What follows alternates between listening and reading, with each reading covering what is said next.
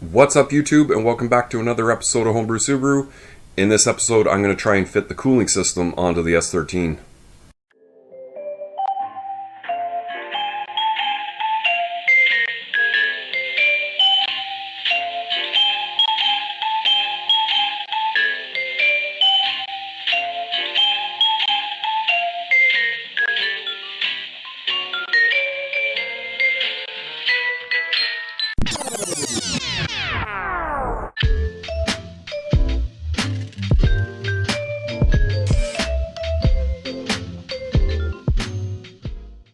So what's up everyone? Like I said, I am going to try and get the cooling system together. I think I have pretty much everything. I can't say for sure if it's all going to work, so we're just going to have to kind of walk into this episode and see what happens. So first things first, I might as well show you the parts, and I'll show you the rad first because it's sitting right in front of me on the floor.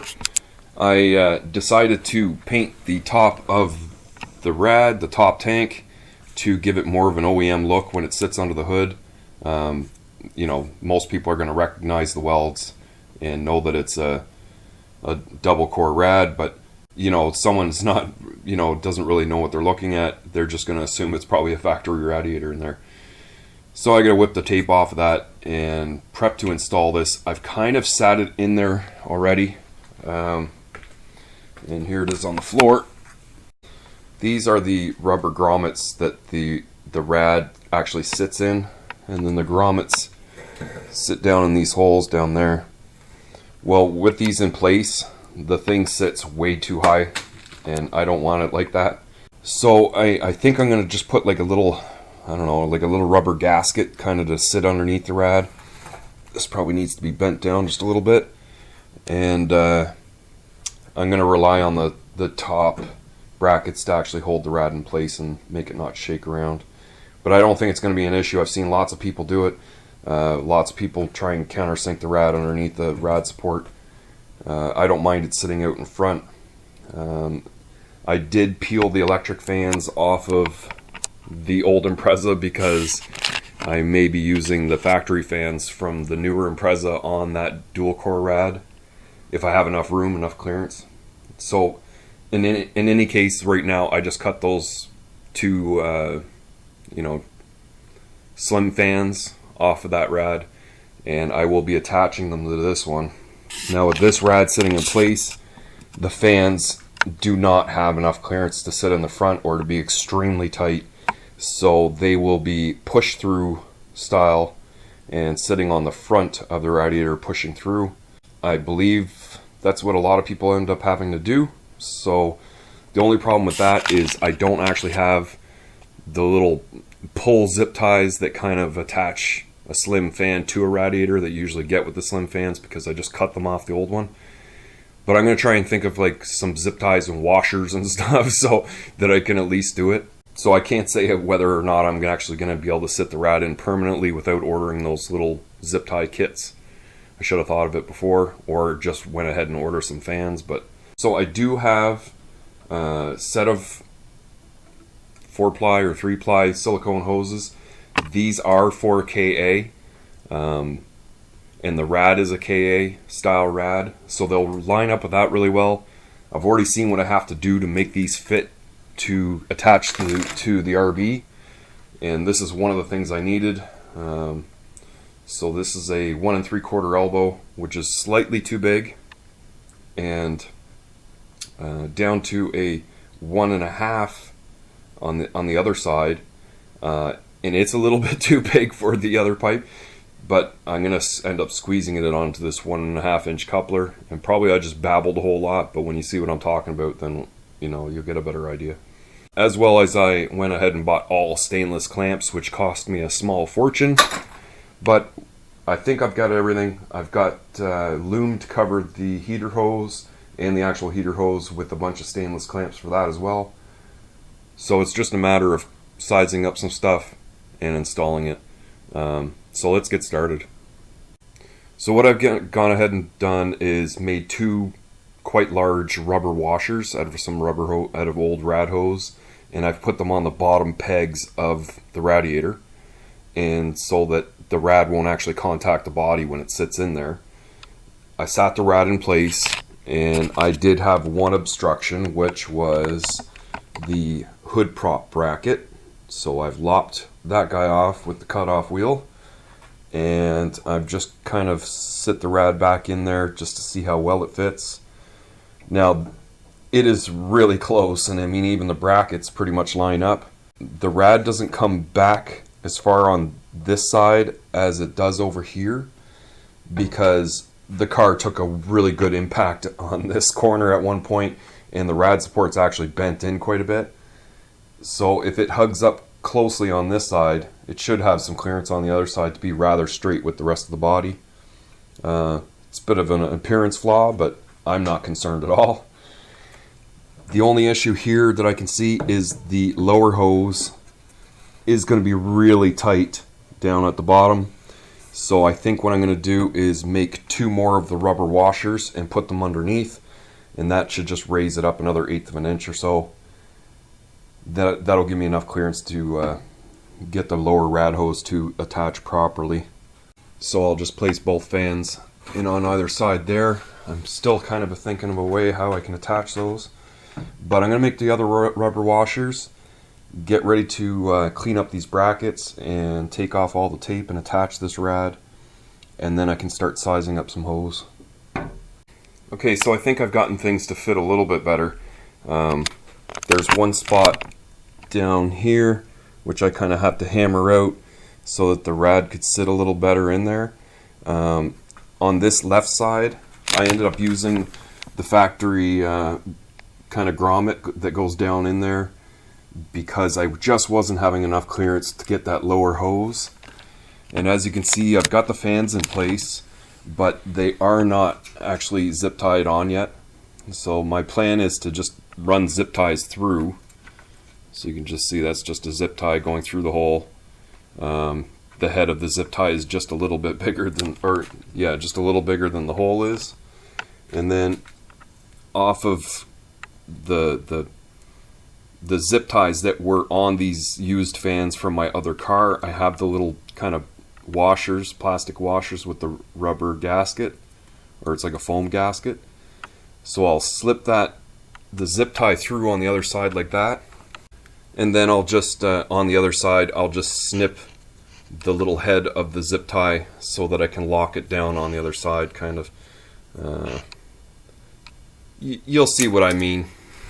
But realistically, with the fans installed on the rad, it is just too tight to get past the power steering pump. It's so close I can almost get the rad to kind of sneak in on this side and then scoop over, but it just gets too tight going in between the cam pickup and the rad support. So I'm going to have to actually sit the fans in loosely, get the rad to sit down in there, and then get the fans to fasten up on the front side of it. I think what I'm going to probably do next, because that has to happen and I have to have some kind of wiggle room to do it, is start figuring out this lower hose, getting the elbow on there and kind of seeing how the hoses are going to have to be trimmed up. I thought I was going to get the rad fully bolted in, but that little S-piece hose up here, that's going to be really easy to cut and make, so it's just the lower hose that I kind of have to play with. Okay, so I think I'm at the point I've got everything test fitted and everything's going to work. I've got the upper and lower rad hoses modified, and I'll show you what I came up with. Basically the top hose, I mean, it's just a very short section. That's just, I don't know, 4 or 5 inches off of one of the hoses that had a little bend in it. It's a little short, but it started to take quite a bend after this point, so I had to cut it off there. There should be enough to get a clamp past the little bulge on each end, and I mean, just having the hose on there, the rad's pretty retained. The lower hose is not on, but this is what I came up with. So this top end will go onto the lower pipe of the motor, and the lower part will go onto the lower part of the rad. So that's going from 1 3/4 down to 1 1/2. These rad hoses are actually like more like 1.35 or something like that. I'm pretty sure they're just metric, and probably if I did metric measurements I would have come out with a little something better. But in the fact that either this hose or this hose doesn't actually work, I have enough extra hose from doing the, like cutting the rad hoses for the KA, that I could really do these hoses over again. But literally I just gotta sit this guy in there and bolt it in, put the clamps on the top one. And you can see I've got the fans in place, but I haven't zip tied them up yet. So it's going to be a little bit tight working around in there. But I'm getting to the point where I'm pretty sure I'm ready to fasten this all up and call it done. And then I just have the heater hoses to finish up on. Okay, I think I've got everything installed besides the heater hoses. Everything fit really well. So the rad's installed. I've got the top brackets on. I had to space them out just a little bit with some stainless washers. They do hold really well. I mean, that the rad actually shakes the car, so it's pretty solid mounted. I've got the upper and lower hose on. The lower hose fits really well. The upper hose definitely a little bit short. You can see I started to run out of hose here where I clamped it at the top, but the hose is just about to poke through. It is on there, and considering nothing will actually shake, there won't be any vibration there to loosen anything off, and I don't think I have to worry about the pressure actually getting past here. And like I said, I can always replace these in the future. The fans I do have fully mounted, so I actually left the connectors from the old car, the old Subaru, so I can make it my own little custom wiring harness at some point. These are the other end of the connectors off the fans, so I can wire them into a harness to eventually use this thing, which is basically just a little thermostat module, which puts a little probe into this is the probe wire here. You put this probe into the radiator, and you kind of set up the switch to operate a relay at a certain temperature so that the fans will kick on. And that's basically how I'm going to run the electric fans, because the RB20 came with a mechanical fan. So this will definitely be for another time, more when I get into the wiring of the car, but at least the fans are installed and kind of ready to plug in.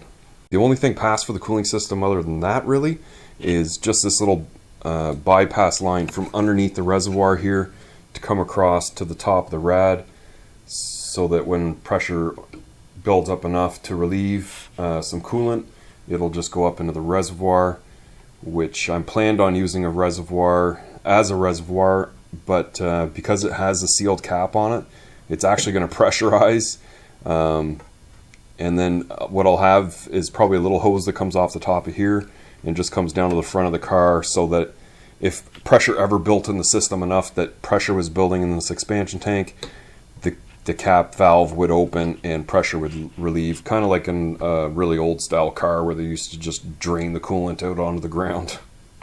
So yeah, I'm just going to whip together some heater hoses, and hopefully everything goes together properly and I don't have to screw around with anything. And then I'll kind of just show you what the end results turned out like. So I did get one heater hose on. You can see I just kind of made it a little long, coiled it around the intake, and there's no kinks in it whatsoever. I placed the loom over top, clamps are on. The loom going across the bottom, of course it started to open up, so I just overlapped a second piece of loom over top, and I don't even think I'm going to zip tie it there. Of course I'm going to need to double, triple check for leaks when I get this thing going. The other hose was just way too kinked to actually get down in there. The other fitting is way down there. It's kind of hard to see on camera. It's got to go to there. So even this little elbow that was on the factory engine, I tried to use it. I still can't get it to go in there without kinking one of the hoses. So I'm literally going to need a some kind of 5/8 elbow, which I'll pick up this week. It should be able to source one in town somewhere. And then I should be able to get that hose on. At the same time, I'll try and pick up the little the overflow hose from the radiator to the expansion tank. And then I think the cooling system is actually going to be finished, and it could be filled at that point. But I'm not in any race to put coolant in it yet. I do want to get the intercooler stuff figured out. I did go ahead and order. You can kind of see how I have it angled here. So my idea is to cut this piece of pipe right here, have a straight silicone adapter with a straight piece of pipe, and then use a 45 down here, and that should lay all this down to the point where if I cut this nipple short, because I kind of need to use it for wastegate control, then this pipe should literally sit down quite far, and I think I may get my hood clearance. And I actually did have I guess a new person come in. They've also put the same intercooler kit in their S13, and he kind of mentioned doing the same thing in here. He also mentioned that there is quite a bit to cut out of the hood to make the hood fit on top properly. So hopefully that goes all as planned. I knew that some of that was going to have to happen, but I don't want to have to run into too many more things because it's starting to chew up my time quite a bit. So as soon as I get the intercooler parts and the elbow for the hose, I'll probably in the next video I'll do a bunch of cleanup stuff to get stuff fastened together and finished up. And then past that we're going to get onto the wiring because we're getting really close to turning the key now. So yeah, if you like this video, definitely give it a thumbs up, and if you're new here and you haven't already, please consider hitting that subscribe button. Leave your questions and comments further down below, and I'll see you in the next one.